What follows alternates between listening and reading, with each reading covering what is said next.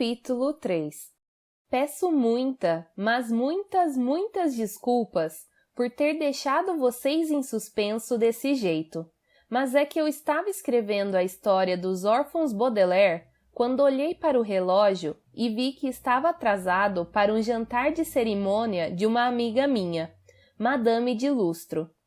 Madame de Lustro é ótima amiga, excelente detetive e cozinha que é uma maravilha. Mas fico uma fúria se a pessoa chega 5 minutos depois da hora estabelecida no convite. Vocês me entendem, não?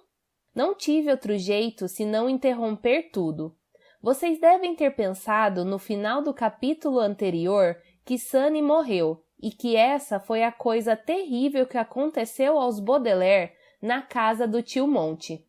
Mas prometo a vocês que Sunny sobrevive a esse episódio. Quem vai morrer, infelizmente, é o tio Monte, mas não agora. Quando as presas da víbora incrivelmente mortífera cerraram-se sobre o queixo de Sunny, Violet e Klaus testemunharam com horror os olhinhos de Sunny se fecharem e o rosto ficar inerte.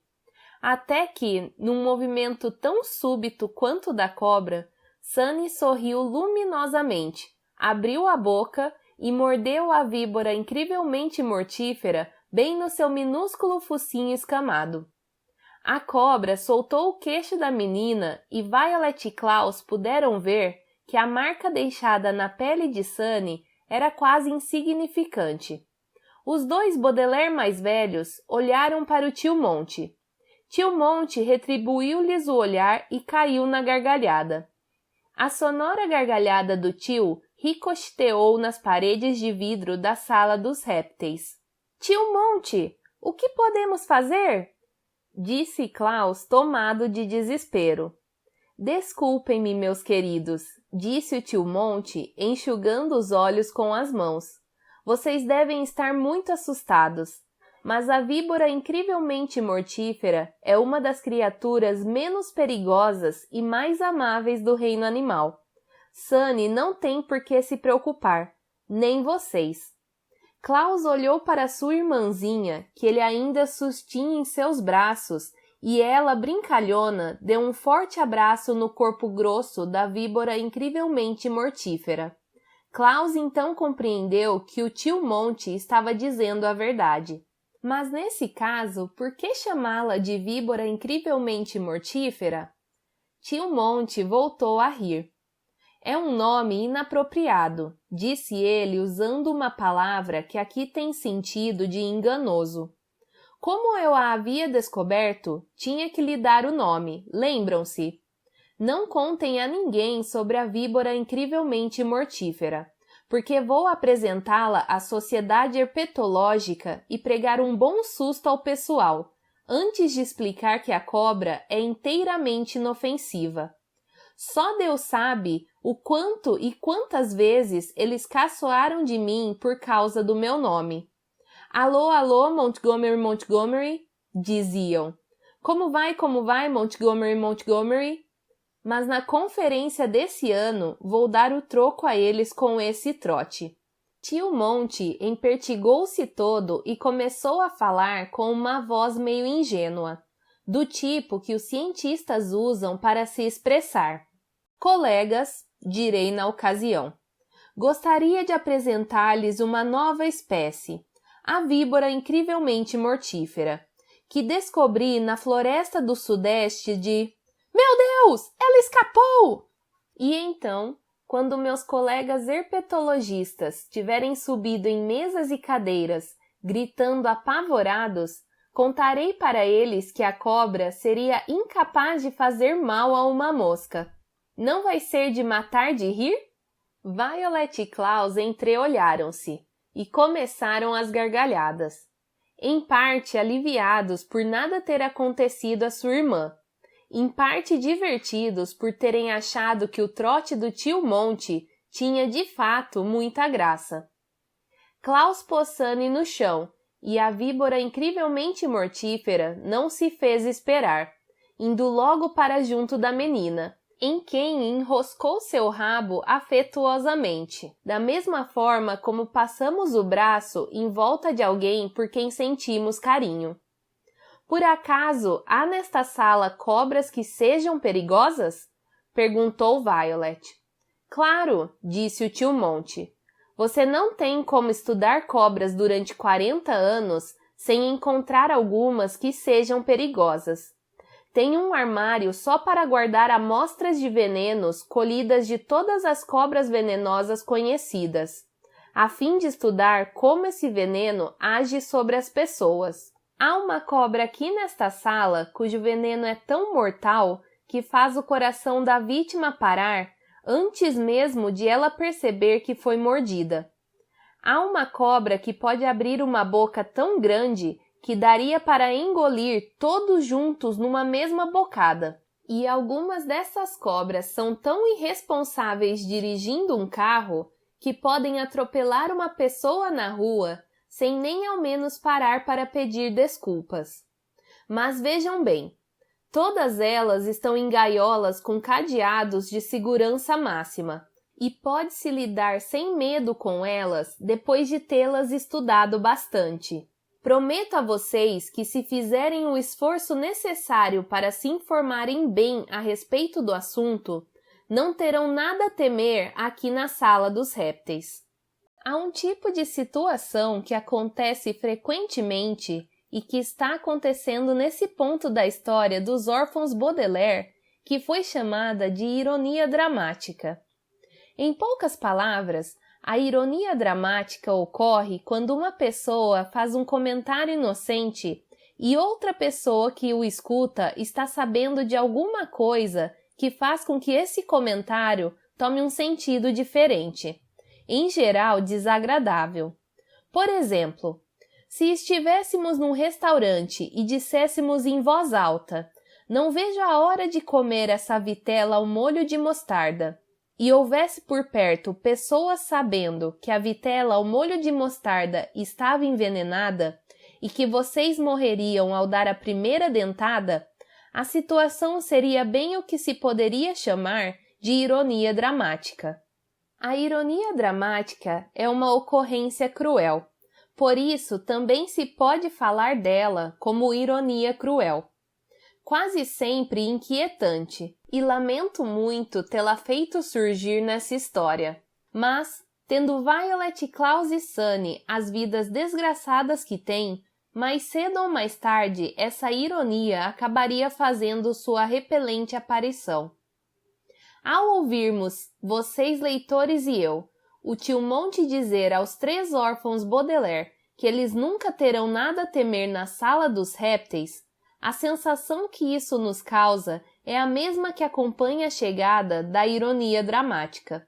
É uma sensação próxima do frio no estômago que se sente num elevador que dá uma descida brusca, ou quando se está bem aconchegado debaixo dos lençóis e a porta do armário de repente se abre com um rangido e revela a pessoa que estava escondida lá dentro.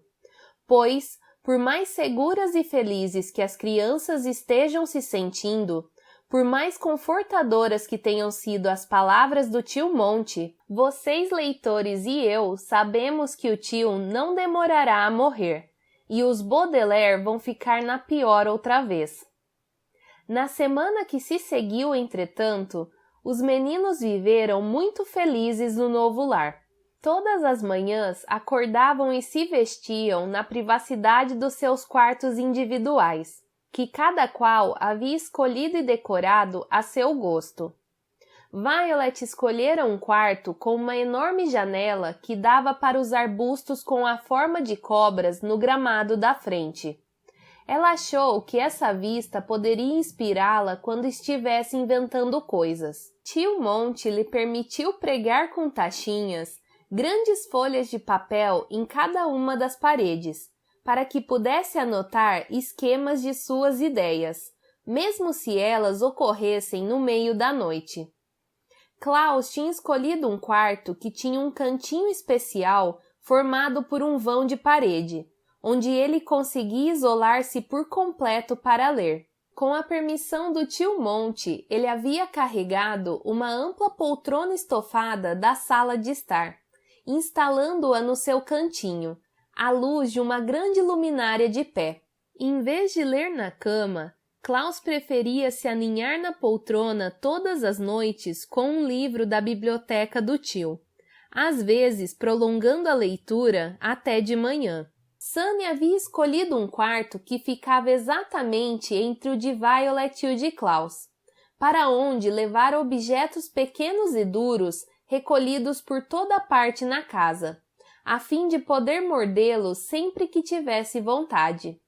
Em seu quarto havia também uma variedade de brinquedos do agrado da víbora incrivelmente mortífera, de modo que as duas pudessem brincar juntas à vontade, sem ultrapassar os limites do razoável, é claro. Mas onde os Baudelaire mais gostavam de ficar era na sala dos répteis. Todas as manhãs, depois do café, juntavam-se ao tio Monte, que já se encontrava lá trabalhando nos preparativos para a expedição. Violet sentava-se a uma mesa com as cordas, engrenagens e gaiolas usadas na confecção das diferentes armadilhas para cobras, aprendendo como funcionavam, consertando as peças quebradas e, ocasionalmente, introduzindo melhoramentos que tornassem as armadilhas mais confortáveis para as cobras na longa viagem do Peru à casa do tio Monte. Klaus ficava sentado ali perto, lendo os livros sobre o Peru que havia na biblioteca do tio, tomando notas num bloco de papel a que pudessem recorrer mais tarde. E Sunny sentava-se no chão, roendo com entusiasmo uma longa corda de modo a reduzi-la a fragmentos que pudessem ser usados depois. Os Baudelaire estavam simplesmente encantados de aprender com tio Monte tudo sobre os répteis. Enquanto trabalhavam, ele lhes mostrava o lagarto-vaca do Alasca, criatura verde e alongada que produzia um leite delicioso. Eles conheceram o sapo dissonante, que sabia imitar a fala humana com uma voz rouca e áspera, como de cascalhos em atrito. Tio Monte ensinou-os a segurar o tritão tintureiro sem sujar os dedos com sua tinta preta e mostrou como saber quando a irascível Piton estava de mau humor e era preferível deixá-la em paz. Ensinou-os a não dar água demais ao sapo barriga verde e preveniu-os de que nunca, em hipótese alguma, deveriam deixar que a cobra lobo da Virgínia chegasse perto de uma máquina de escrever.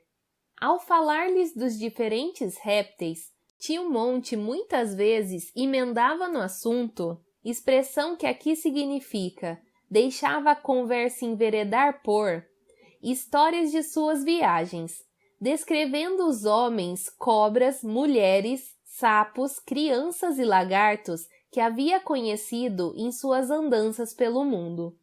Não demorou muito e os órfãos Baudelaire estavam contando ao tio Monte tudo sobre suas próprias vidas. Chegaram até a falar de seus pais e de como sentiam saudades deles.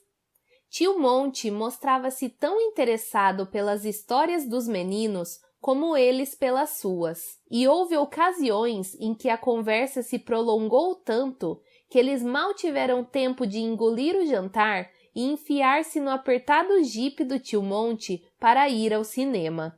Certa manhã, quando as crianças terminaram de tomar o café e foram para a sala dos répteis, não encontraram tio Monte, mas apenas um bilhete deixado por ele. Queridos Bambini, fui à cidade comprar as últimas coisas que faltavam para a expedição. Repelente para vespas peruanas, escovas de dente, pêssegos em calda e uma canoa à prova de fogo. Vai demorar um pouco até eu encontrar os pêssegos, então não esperem que eu esteja de volta para o jantar. Stefano, o substituto de Gustavo, chegará hoje de táxi. Deem-lhe boa acolhida. Como sabem, faltam apenas 2 dias para a expedição. Por isso, lhes peço que trabalhem bastante hoje. Seu tio exultante, Monty. Que significa exultante? Perguntou Violet quando acabaram de ler o bilhete. Fora de si e empolgado. Disse Klaus que aprendera a palavra numa antologia de poesia para a primeira série. Acho que ele está se referindo à empolgação de ir para o Peru. Ou talvez esteja empolgado com a perspectiva de ter um novo assistente. Ou talvez esteja empolgado conosco, disse Violet. Tudo! Gritou Sunny, provavelmente querendo dizer, ou talvez esteja empolgado com todas essas coisas. Eu próprio me sinto meio empolgado, disse Klaus. É mesmo bastante divertido morar com tio Monty. Não tenha a menor dúvida, concordou Violet. Depois do incêndio, achei que nunca mais voltaria a ser feliz, mas esse tempo que passamos aqui tem sido magnífico. Mesmo assim, sinto falta de nossos pais, disse Klaus. Por mais legal que o tio Monty seja, como eu gostaria de ainda estar morando em nossa casa de verdade. É claro, disse Violet na mesma hora. Fez uma pausa e lentamente, como se estivesse pensando em voz alta, expressou uma ideia que vinha remoendo nos últimos dias. Acho que sempre sentiremos falta de nossos pais, mas acho também que podemos sentir saudades deles sem que seja preciso estar sofrendo o tempo todo. Afinal de contas, eles não iam querer nos ver sofrendo. Lembram-se daquela vez, disse Klaus tristonho, quando estávamos entediados numa tarde chuvosa e todos pintamos as unhas do pé de vermelho vivo? Lembro, disse Violet abrindo um sorriso. E eu derramei o esmalte na poltrona amarela. Plá, plá, disse Sunny tranquila, o que provavelmente significava algo como e a mancha nunca mais saiu. Os órfãos Baudelaire sorriram entre si e, sem mais uma palavra, começaram o trabalho do dia. Pelo resto da manhã, trabalharam com calma e sem interrupção, conscientes de que o prazer de estar morando na casa do tio Monty não apagara a morte de seus pais, de maneira alguma, mas pelo menos havia servido para fazer com que se sentissem melhor depois de ficarem tão tristes por tanto tempo. É uma lástima, sem dúvida, que este momento de sossego e felicidade tenha sido o último que as crianças desfrutariam por um bom período dali para frente, mas não há nada que se possa fazer agora para mudar a situação. Bem quando os Baudelaire começavam a pensar no almoço, ouviram um carro estacionar diante da casa e tocar a buzina. Para as crianças, era um sinal de que Stefano havia chegado. Para nós, uma indicação de que mais sofrimento estava para começar. Espero que seja o novo assistente, disse Klaus, erguendo os olhos de o grande catálogo peruano das pequenas cobras no Peru. E espero que seja tão legal quanto o monte. Eu também, disse Violet, abrindo e fechando uma armadilha para sapos a fim de verificar se funcionava direito. Seria desagradável viajar para o Peru com alguém que fosse chato ou mesquinho. Pajá! Gritou Sunny, o que provavelmente significava algo do tipo: bem, vamos lá ver que tal é o Stefano. Os Baudelaire deixaram a sala dos répteis e saíram pela porta da frente da casa, deparando com um táxi estacionado perto dos arbustos com forma de cobras. Um homem muito alto e magro, com uma barba comprida e sem sobrancelhas acima dos olhos, saía da porta traseira do carro, carregando uma maleta preta fechada com um cadeado de prata que brilhava. Não vou lhe dar gorjeta, o barbudo dizia ao motorista do táxi, porque você fala demais. Não é todo mundo que está a fim de ouvir histórias de seu novo bebê, entende? Ei, olá, vocês aí! Sou Stefano, o novo assistente do Dr. Montgomery. Como estão? Como vai o senhor? Disse Violet, e ao se aproximar do recém-chegado, ela sentiu que havia algo de vagamente familiar no chiado que acompanhava a voz dele. Como vai? Disse Klaus, e ao encarar Stefano, notou que havia algo de muito familiar no brilho intenso dos olhos dele. Uda! Gritou Sunny. Stefano não estava usando meias, e Sunny, engatinhando no chão de terra, pôde ver a pele do tornozelo nu entre a bainha da calça e o sapato. Naquele tornozelo havia algo que lhes era mais familiar do que tudo. Os órfãos Baudelaire tiveram o mesmo pensamento ao mesmo tempo, e recuaram um passo como costumamos fazer diante de um cachorro que se põe a latir.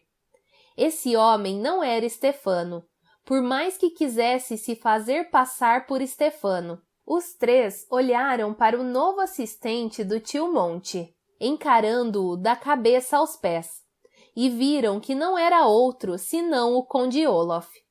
Podia ter raspado sua longa sobrancelha duas em uma, podia ter deixado crescer uma barba no queixo ossudo, mas a tatuagem de um olho em seu tornozelo era mais reveladora que qualquer sinal de nascença.